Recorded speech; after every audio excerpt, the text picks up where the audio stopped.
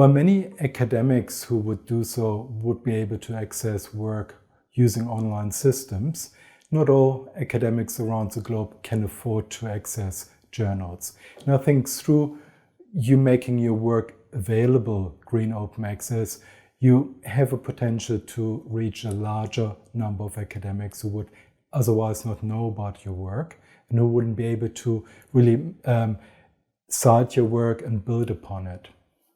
And I think that's one area where green open access publishing can make a difference. The other element is really making your work accessible to the wider public. And I think most of those who you might want to have read your work and who are not within academia will not be able to access journals through online systems. For those who really want to use your work in policy or in practice, this is one way you can really get people to know about your work, how they can read your work, and if it really helps them with what they want to work on, to use your work and transform it into policy advice and so forth. So I think out of those areas where green open access can make a real difference, I believe there are 2 out of 3 areas where I believe you can really take advantage of. One is society at large, who translates this into practice or policy. The second one is about people in academia who apply your work and draw on it and who can hopefully cite your work. Those who are really familiar in shaping the field, they access your work in any case, but the other 2 groups are really important as well. Then obviously it takes a little bit of time, but if you want to make a difference, that's not a lot of time for you to dedicate. And I actually don't see any reason why you wouldn't want to dedicate such little time. The only thing you really need to be is organized. You need to be able to have versions of your papers that you've worked on saved and to access those versions.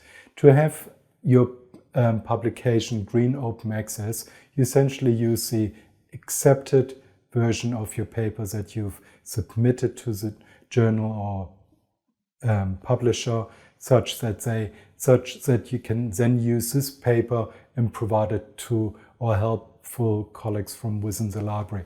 They essentially do everything else. You only need to provide your paper.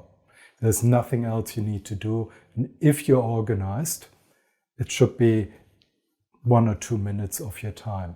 It's really easy.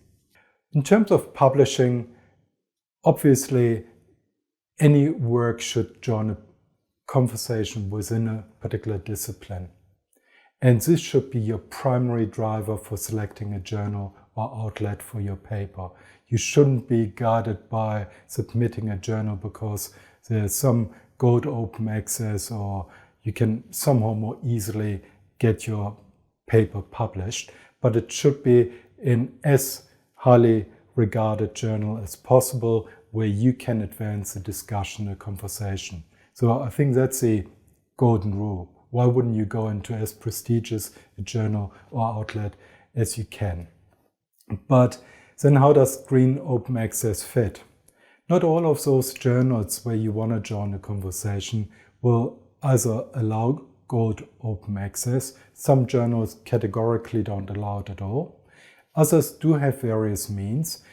And if you have a budget to pay for it, that's obviously one way of doing so. Or you take advantage of the agreement JCU has with publishers who can help you take advantage of free gold open access publishing. But again, not all journals provide this avenue, and that's where green open access publishing comes in. So if you have a paper published in your target journal, which you believe is really the best to publish your work in, the next stage is then trying to make it accessible, and green open access can be a very effective strategy for doing so, but only if you get it into the right journal.